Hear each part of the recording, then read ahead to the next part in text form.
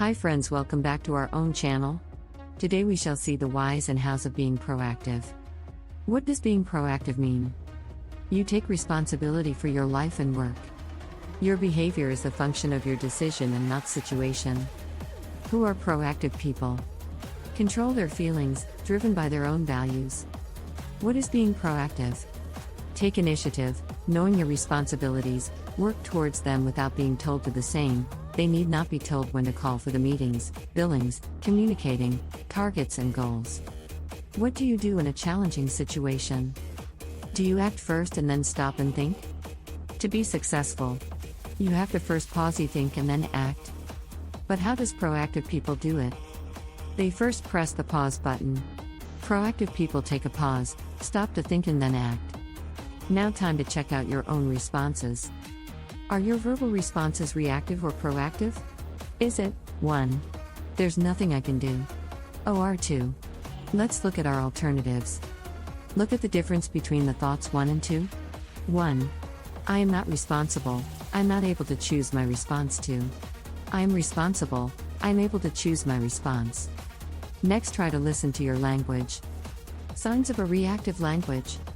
There's nothing I can do, that's just the way I am, he makes me so mad, they won't allow that, I have to do that. Signs of a proactive language? Let's look at our alternatives. I can create an effective presentation. I can choose a different approach. I will choose an appropriate response. I choose. I prefer. I will. What is your circle of concern? Systems, procedures and policies. Customer satisfaction. Department transfer. My targets. Timely reports.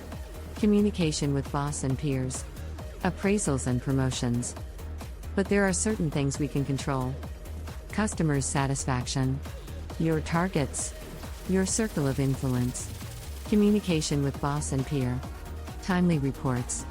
And this determines our level of proactivity. Proactive person works to expand the circle of influence. All problems we face fall in 3 areas: direct control. From our behavior, indirect control. From other people's behavior, no control. From our past or situations. How can we solve our problems? Direct control. 1. Work on our habits, circle of influence. 2. Taking initiative. 3. Taking charge and ownership. 4. Being more enthusiastic. 5. Communication. Indirect control. 1. Work on methods of influence. 2. Give up criticism. 3. Start acknowledging and appreciation. 4. Empathy. 5. No control, outside our circle of influence. How to choose our response? Pause, smiley, accept. What lies in the circle of influence? 1. Changing our habits. 2. Changing our methods of influence. 3.